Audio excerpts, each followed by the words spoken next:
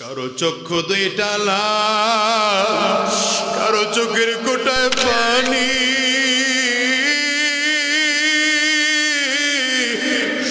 আয় আল্লাহ, যেমন করে মা জমিন থেকে বিদায়, হাতগুলো নামা যেমন করে বাবা জমিন থেকে বিদায়, আপনাকে আমাকেও তেমন করে একদিন জমিন থেকে বিদায় হওয়া লাগবে। ঠিক কিনা? একটু আওয়াজ করে বলে।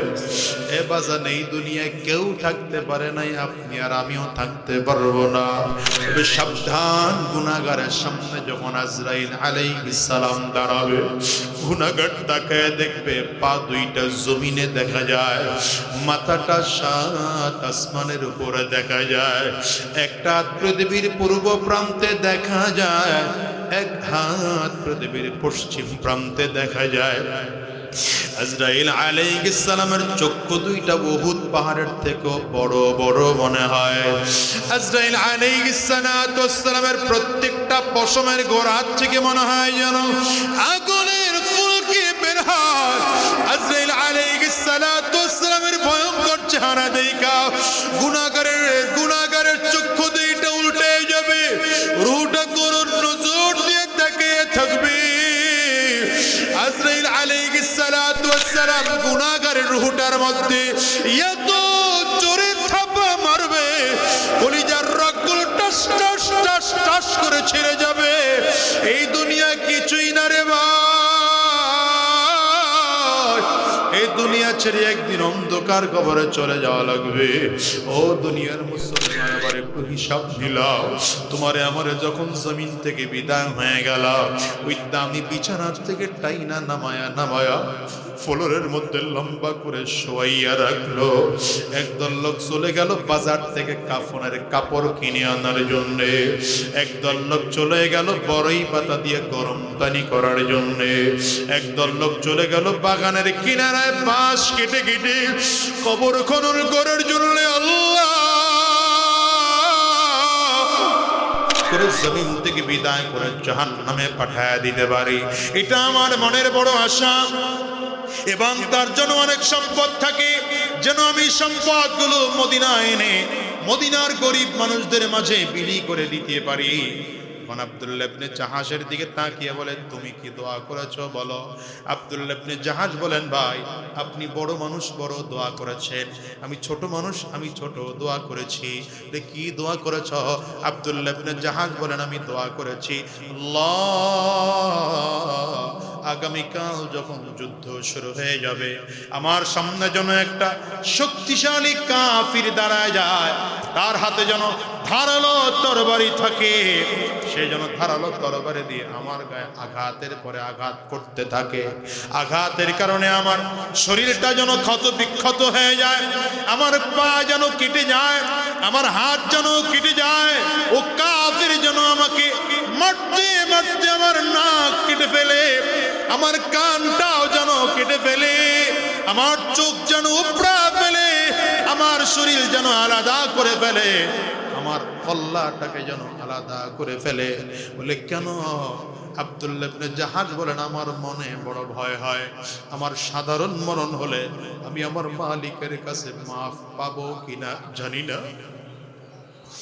কিন্তু পয়গম্বর বলেছেন যদি শহীদ হওয়া যায় তো মরতে দেরি, আল্লাহর জান্নাত পাইতে দেরি হবে না। আমি এমন শহীদ হয়ে আমার নাক কাটা থাকবে, পা কাটা থাকবে, আমার হাত কাটা থাকবে, আমার কান কাটা থাকবে, আমি এই অবস্থায় আল্লাহর আদালতে কিয়ামতের ময়দানে দাঁড়াবো। আমার মালিক যদি ডাক দেয়, আব্দুল্লাহ কে নিয়ে আসছো, আমি সেই দিন আমার মালিকের আদালতে দাঁড়ায়া বলবো, আল্লাহ আপনি আমার শরীরের দিকে তাকায় তাকায় দেখি, আমার শরীর থেকে রক্তগুলো টপ টপ টপ টপ করে পড়তেছে। হাদিসের মধ্যে আসছে, যারা আল্লাহর রাস্তায় শহীদ হয়ে যাবে, যেই যেই জায়গায় আঘাত করার কারণে আল্লাহর বান্দা শহীদ হয়েছে, ওই জায়গাগুলো থেকে রক্ত কিয়ামতের ময়দানে তাজা রক্ত পড়বে। আল্লাহর আদালতে দাঁড়াবো, আল্লাহ আপনি তাকে দেখেন, আমার শরীরে রক্ত, তোমার কান দিয়ে রক্ত পড়বে, নাক দিয়ে রক্ত পড়বে, চোখ দিয়ে রক্ত পড়বে, হাত দিয়ে রক্ত পড়বে, আমি আল্লাহর আদালতে দাঁড়া বলবো, আল্লাহ আপনি আমার দিকে তাকায় তাকায় দেখেন না, কাফির আমাকে মেরেছে, কাফির আমারে মেরেছে, আমার হাত কেটে দিয়েছে, আমি ইসলামের জন্য ময়দান ছাড়ি নাই, আমার পা কেটে দিয়েছে, যুদ্ধের ময়দান আমি ছাড়ি নাই, আল্লাহ আমার কান কেটে দিয়েছে, যুদ্ধের ময়দান আমি ছাড়ি নাই, নাক কেটে দিয়েছে, আমি যুদ্ধের ময়দান ছাড়ি নাই, আমার জিহ্বাটারে কেটে ফেলেছে, আমি যুদ্ধের ময়দান ছাড়ি নাই। হযরত সাদ বিন আবি ওয়াক্কাস রাদিয়াল্লাহু আনহু বলেন, আমি যুদ্ধ শেষ হয়ে যাওয়ার পরে পুরো উহুদের ময়দান খুঁজলাম, আমার ভাই আব্দুল্লাহ ইবনে জাহাশের লাশটা কোথায়? কারণ মুজাহিদদের দোয়া তো আল্লাহ পাকের কাছে কবুল হয়ে যায়। আমি যেমন দোয়া করেছিলাম আল্লাহ তাআলা আমারে তেমন আমার সামনে বড় কাফির এনে দিয়েছে, তো আমার ভাই আব্দুল্লাহর খবর কি? বলে আমি গিয়ে দেখলাম আব্দুল্লাহর লাশটা টুকরা করে করে করে করে 70টা টুকরা করেছে। সাদ বিন আবি ওয়াক্কাস দাঁড়ায় কান্না করেন আর বলেন, আফসোস, কেন আমি এমন দোয়াটা করলাম না, কেন আমি এমন দোয়া করতে পারলাম না। যদি আমি আল্লাহর কাছে দোয়া করতাম, আল্লাহ আমার এমন মরণ দাও, তাইলে আমার মালিক তো আমার জন্য এমন শাহাদাতি মৃত্যু নির্ধারণ করে রাখতেন। যুবক, কলিজার টুকরা যুবক রে, তোমাদেরকেও বলে যাই, কয়দিন জমিনে বেঁচে থাকবা বলো, এই দুনিয়ার হায়াতের পেছনে পড়ে মালিক রে ভুলে যাও না। এই দুনিয়ার হায়াতের পেছনে পড়ে, দুনিয়ার চাকচিক্যর রং তামাশার পেছনে পড়ে আমার মালিক রে ভুলিও না। বরঞ্চ যত বাধা আসবে, যত বিপদ আসবে, সব বিপদের সময়ও আমার মালিকের উপর ঈমান আনতে হবে, ভিন্ন কারো উপরে না। ঠিক কিনা বলো? দুনিয়ার মুসলমান শোনো, বনি ইসরায়েলের 3 জন যুবক, এই 3 জন যুবককে জালিম বাদশা আটক করে নিয়ে আসলো। 3 জন যুবকরে ডাক দেয়, তোরা 3 জন ভাই, আপন ভাই সহোদর 3 জন ভাই, আমাকে রব বলে মানবি, আল্লাহ পাকের উপর থেকে ঈমান ছেড়ে দিবি। 3 ভাই ডাক দেয়, বাদশা এই প্রস্তাব আমরা মানতে পারবো না। বলে কেন পারবি না? বলে আমরা ঈমান এনেছি আমার মালিকের পাশে জান্নাত পাওয়ার জন্য, আমরা আপনার কথা মেনে জাহান্নামে যেতে চাই না, জাহান্নাম আমাদের কাম্য নয়, আমরা আল্লাহর বানানো জান্নাত চাই। জালিম বাদশা এই 3 ভাইকে শাস্তি দেওয়ার জন্য ডেগের মধ্যে তেল গরম করা শুরু করলো। নিচে আগুন ধাউ ধাউ করে জ্বলে, উপরের ডেগের মধ্যে যখন তেলগুলো টকবক টকবক করে ফুটতেছে, 3 ভাইয়ের মধ্য থেকে বড় ভাইকে ধরে হাত পা বেঁধে তেলের মধ্যে ফেলে দেওয়া হলো। ছোট 2টা ভাই তাকায় তাকায় দেখে বড় ভাইরে যখন তেলের মধ্যে ফেলে দেওয়া হলো, ছোট 2টা ভাই তাকায় দেখে তেলের মধ্যে খেরকুটার মতো হাড্ডিগুলো ভাসতেছে, চামড়ার গোশতগুলো ভাজা ভাজা হয়ে গেছে। অল্প সময়ের মধ্যে বড় ভাই জমিন থেকে বিদায়। ছোট 2টা ভাই দাঁড়ায় দাঁড়ায় চোখের পানিগুলো ফেলে ফেলে কান্না করে। ছোট 2টা ভাই চোখের পানি ফেলে কান্না করে। এবার মেজো ভাইটাকে ডাক দেয়, এই শোন রে, তোর বড় ভাইরে তেলের মধ্যে ফেলে দিলাম, এখন তুই কি করবি সিদ্ধান্ত জানা। মেজো ভাইটা টাকায় বলে, বাদশা টেনশন করবেন না, মরণের ভয়ে কান্না করি না, বরঞ্চ আপনি যদি আমাদেরকে তেলের মধ্যে ফেলে দিতে চান, ফেলে দিতে পারেন, কোনো আফসোস নাই, কারণ আপনি যে তেলের মধ্যে আমাদেরকে ফেলবেন, আমাদের দিল বলে ওই তেলের মধ্যে যদি পড়তে পারি মরবো না, মরবো না, আল্লাহর জান্নাতে চলে যাব। কেন বাদশা জানেন আপনি আমাদের জন্য যে ডেকের মধ্যে তেল গরম করেছেন, আমাদের চোখে আটকে আটকে দেখি ওই তেলের উপরে লেখা ভাসতেছে, উদখুলুহা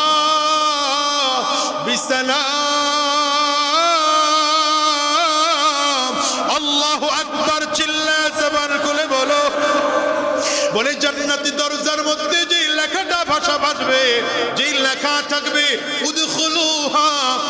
সালাম। আমরাও তো তাকায় তাকায় দেখি তেলের মধ্যে সেই লেখা ভাসতেছে। দ্বিতীয় ভাইটা তাকায় বলে বাদশাহ, আমাদের দিল বলে তেলের মধ্যে যদি আপনি ফেলে দেন আমরা মরবো না, বরঞ্চ ওখানে পড়লে আল্লাহর জান্নাতে চলে যাব। দ্বিতীয় ভাইটাকেও হাত পা বেঁধে তেলের মধ্যে ফেলে দেওয়া হলো। ছোট ভাইটা তাকায় দেখে বড় দুই ভাইকে তেলের মধ্যে ফেলে দেওয়া হলো।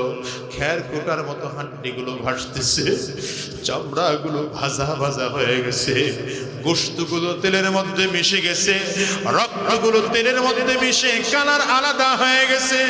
ছোট ভাই তাকে কাঁদে, বাদশাটিকে বলে ভয় হয়, বলে না না, মুসলমান মরণ নিয়ে ভয় পায় না, ভয়ের কারণে কাঁদি না, কাঁদি কেন জানেন গো বাদশাহ, কাঁদি এই জন্য আমরা দুই ভাই জান্নাতে চলে গেল, আমি এখনো জান্নাতে যাইতে পারলাম না, এই জন্য আমি চোখের পানিগুলো ফেলে ফেলে কান্না করি। এখন বাদশাহ ছোট ভাইটাকেও ফেলবে, হাত বাঁধা হলো, পা বাঁধা হলো, ছোট ভাইটাকে এখন তেলের মধ্যে ফেলা হবে। একজন মন্ত্রী এসে ডেকে বলে, বাদশাহ দুই ভাইরে তেলের মধ্যে ফেলছেন, ইমান ছাড়ে নাই, এখন যদি এরেও তেলের মধ্যে ফেলে দেন আর যদি ইমান না ছাড়ে, হতে পারে আপনার দলের মানুষগুলো মনে করবে না তাইলে তেলের মধ্যে ফেললে বোধহয় মরে না, মনে হয় এদের জান্নাত আছে, এদের ধর্ম বোধহয় সঠিক, হতে পারে আপনার দলের মানুষগুলো কালিমা পড়ে মুসলমান হয়ে যাবে, তখন হিতে বিপরীত হয়ে যাবে। বাদশাহ আপনি এর তেলের মধ্যে না ফালায়া আমার সাথে দিয়ে দেন, 40 দিন আমাকে সময় দেন, আমি 40 দিনের মধ্যেই যুবককে বেঈমান বানায়া আপনার সামনে হাজির করব। বাদশাহ বলে কেমনে করবা বলো? বাদশাহর দিকে তাকিয়ে মন্ত্রী বলে, বাদশাহ আমার একটা মেয়ে আছে অনেক সুন্দরী, আমার মেয়ের দিকে একবার কোন যুবক যদি নজর দেয় সেই যুবক নজর আর ফিরাইতে পারে না, আমার মেয়েটা অনেক সুন্দরী, আমার মেয়েকে দিয়া এই যুবককে রাজপ্রাসাদের চমৎকার একটা রুমের মধ্যে বন্দি করে রাখবো, একদিন 2 দিন না 40টা দিন বন্দি করে রাখবো। আস্তে আস্তে করে যুবক দুর্বল হয়ে পড়বে আমার মেয়ের দিকে, আমার মেয়ের প্রেমে পড়ে যাবে, তখন এই যুবককে আমার মেয়ের দিয়া প্রস্তাব দেওয়াবো, সে বেঈমান বানানোর প্রস্তাব দেওয়াবো। বাদশাহ বলে এটা ভালো বুদ্ধি করেছো, খারাপ হয় নাই। মন্ত্রী নিয়ে চলে গেল, কয়দিন সময় বলেন না? 40 দিনের মধ্যে বেঈমান বানায় হাজির করবে। 40 দিন আটক করে রাখছে রুমের মধ্যে। একদিন 2 দিন পরে পরে গিয়ে বাদশাহ খবর নেয়, মন্ত্রী গিয়ে খবর নেয়, বারবার করে মেয়েটার কাছে জিজ্ঞাসা করে কতটুকু আগাইলে, মেয়ে কোনো জবাব দেয় না, বলে আব্বা ধীরে ধীরে ধীরে ধীরে চেষ্টা করতেছি, এক এক করে করে করে করে 40টা দিন পার হয়ে গেল। 40 দিন পরে মেয়েটার কাছে গিয়ে মন্ত্রী গোপনে ডাক দিল, এই মা যুবকরে কতটুকু খোঁজ করতে পেরেছ বল না। মেয়েটা চোখের পানিগুলো ফেলে ফেলে কান্না করে আর বলে, বাবা কি করব, আমি কিছুই করতে পারি নাই, আমি কিছুই করতে পারি নাই, বাবা তুমি একটু আমাকে অনুমতি দাও, যুবক যেই ধর্মে আছে আমিও সেই ধর্ম গ্রহণ করে ফেলি। মন্ত্রী ডেকে বলে, মা সাবধান, কি হয়েছে বল? বলে বাবা 40টা দিন আমি যুবকের সাথে ছিলাম, 40 দিনের মধ্যে যুবকের সাথে অনেক রং করেছি, বাহানা করেছি, তামাশা করেছি, একটা বারের জন্য যুবক নজর দিয়ে আমার দিকে তাকায় নাই। কলিজার টুকরা যুবক, আজকের ময়দানটাতে যারা হাজির তাদেরকে বলবো, যারা ধীরে ধীরে গুনাহের মধ্যে ডুবে আসো, মেসেঞ্জারের মধ্যে গুনাহ করো, হোয়াটসঅ্যাপের মাধ্যমে গুনাহ করো, তাদেরকে বলি ভাই তুমিও যেমন যুবক, আমি এই যুবকের কথাও তোমাকে শোনায় যাই। এটা শরহ সুদূরের মধ্যে আল্লামা জালালউদ্দিন সুয়ুতী রাহমাতুল্লাহি আলাইহি লিখেছেন, এই যুবক এক এক করে করে 40 দিন পার হয়ে যাওয়ার পরে মেয়েটা বাবার সামনে দাঁড়ায় চোখের পানিগুলো ফেলে ফেলে কান্না করে আর বলে, বাবা 40 দিন পার হয়ে গেল, এই 40 দিনের মধ্যে আমার দিকে যুবক একটা বারের জন্য নজর দিয়ে তাকায় নাই। আমার দিকে তাকাবে তো দূরের কথা, আমার হাতে খানা খাবে তো দূরের কথা, এক গ্লাস পানি পর্যন্ত আমার হাতে পান করে নাই।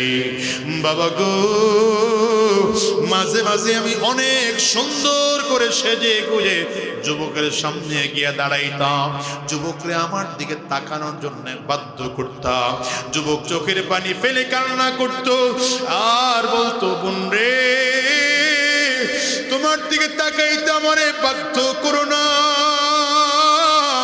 এই চোখ আমার আল্লাহ তোমার দিকে তাকানোর জন্য দেন নাই। আমি চোখ দিয়ে আমার মালিক রে দেখবো, কিয়ামতের ময়দানে আমার আল্লাহকে দেখবো। এই চোখ দিয়ে আমি কোরআন দেখতে চাই, এই চোখ দিয়ে আমার আল্লাহ তাআলাকে কিয়ামতের ময়দানে দেখতে চাই।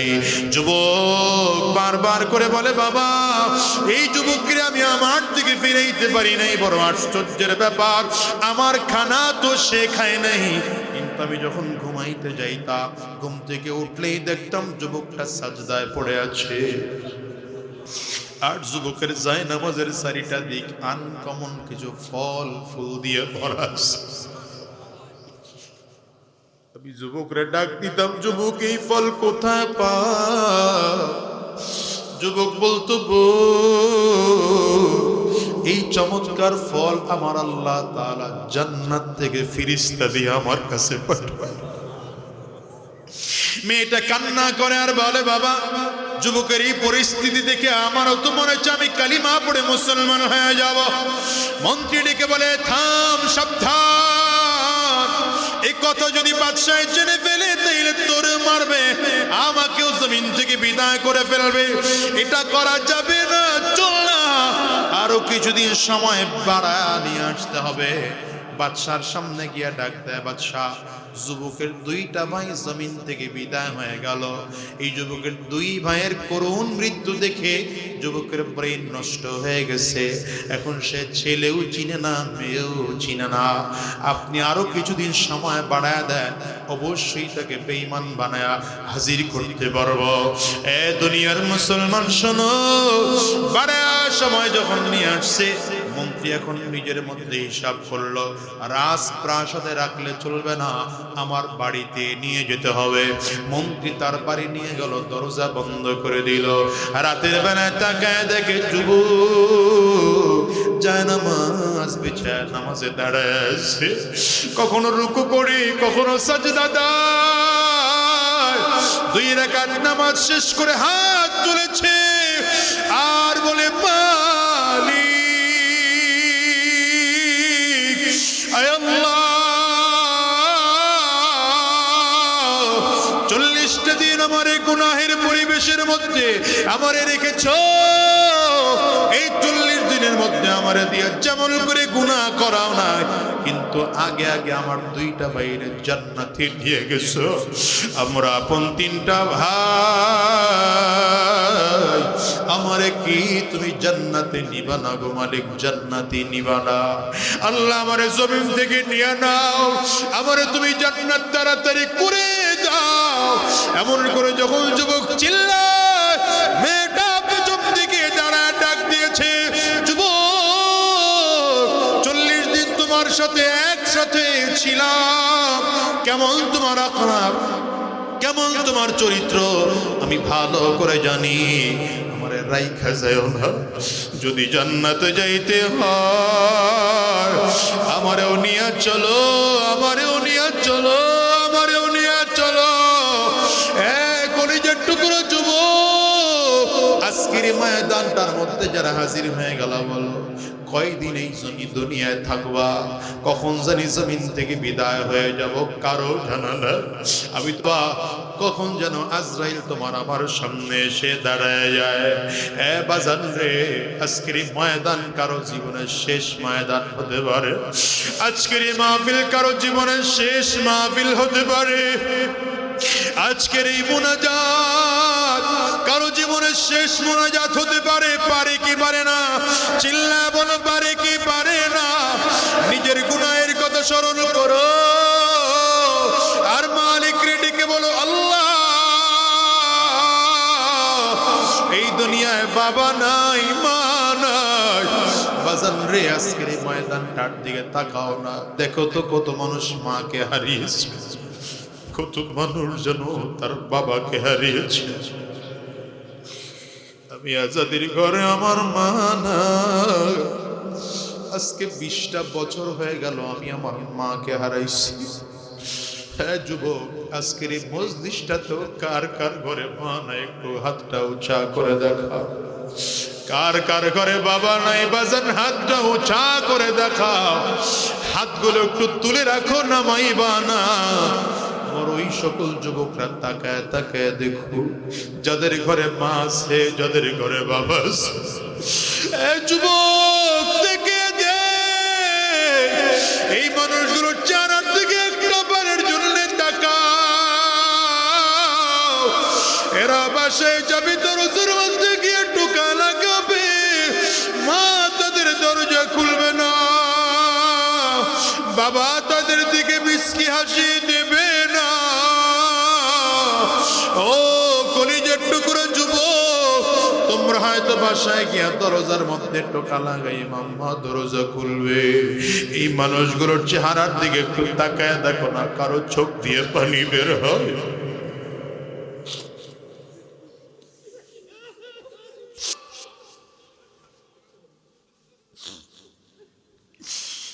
একদল লোক চলে গেল মশারি টানায় বাগানের কিনারায় গোসল রেডি করার জন্য। আরে কত জায়গায় এলান হয় অমুকের ছেলে অমুক না, এক এক করে করে সুন্দর করে গোসল করাইয়া মসজিদের খাটিয়াটা আইনা তোমারে আমারে খাটিয়ার মধ্যে শোয়াইয়া 3টা কাপড় দিয়ে জনমের তরে প্যাকেট করবে। মাথার মধ্যে একটা বান লাগাবে, পায়ের মধ্যে আরেক বান লাগাবে, কোমরের মধ্যে আরেক বান লাগাবে। 3টা বান লাগাইয়া এমনই কোনো মাঠে এনে জানাজা কমপ্লিট করবে। জানাজা পড়াইয়া কবরের দেশে নিয়ে আনা হয়।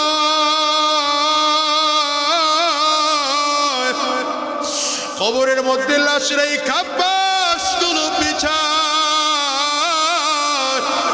একটার পর একটা বাঁশ দিতে দিতে দিতে দিতে একের পর এক মাটির চাকা দিতে আরম্ভ করেছে। আল্লাহ, মাটির চাকাগুলো যায় যত যায় তত অন্ধকার হয়ে যায়। আরে সবাই তো গিয়া করে বাতি জ্বালাবে, তোমার আমার কবরে কেউ বাতি দিবে না। ওই জন্য কবর বার করে ডাক দেয়, আনা বাইতুল জুলমা, আনা বাইতুল ওয়াহদা, আনা বাইতুত তুরাব। কবর বার করে বলে আমি বড় একাকির ঘর, আমি অন্ধকার ঘর, আমার কাছে সাথী নাই বাতি নাই, দুনিয়ার কোনো কিছুই নাই, আমি শুধু চিনি আমল। যদি ভালো আমল করে আসতে পারো ভালো আচরণ করব। কবর বলে যদি ভালো আমল করে আসতে না পারো কপাল পোড়ার দল। আমি কবর 2 দিকের মাটিগুলো একত্রিত হইয়া গুনাহগারের লাশটাকে এত জোরে চাপ মারবো, এক পাজরের হাড্ডি কিন্তু আরেক পাজরায় নিয়ে পৌঁছায় দেব। এই জন্য অনুরোধ করে যাই রে বাজার, সাবধান, দুনিয়ার তালে পড়ে আমার মালিক রে ভুলে যাইও না। দুনিয়ার তালে পড়ে আমার জান্নাত ভুলিয়া যাইও না। দুনিয়ার রং তামাশায় পড়ে জাহান্নামের যাইও না। দুনিয়ার রং তামাশায় পড়ে গুনাহের সাগরে ডুব দিও না। যদি গুনাহ করে ফেলো তো আমার মালিকের কাছে তওবা করো আর বলো আল্লাহ, যতদিন এই জমিনে থাকবো হারাম রাস্তায় আর চলবো না, শয়তানি রাস্তায় আর কদম বাড়াবো না, গুনাহের পথে চলবো না। যতদিন এই জমিনে থাকবো তোমার গোলামি করব। কারা কারা ওয়াদা করতে তৈয়ার? 2টা হাত উঁচা করে আল্লাহকে দেখা, আওয়াজ দিয়ে চিৎকার করে জোরে ডাক দাও আল্লাহ, আরো জোরে আল্লাহ, জবান খুলে ডাকো আল্লাহ। মালিকের কাছে কান্না করো, চোখে যদি পানি না আসে কান্নার বাঁধ ধরে ডাকো আর আমার মালিক রে বলো আল্লাহ, আর হারাম রাস্তায় চলবো না, আর গুনাহের পথে চলবো না, শয়তানি রাস্তায় চলবো না। যতদিন এই জমিনে থাকবো আল্লাহ তোমার গোলামি করব আল্লাহ তুমি কবুল করে নাও চিল্লা বলো আমিন আলহামদুলিল্লাহি রাব্বিল আলামিন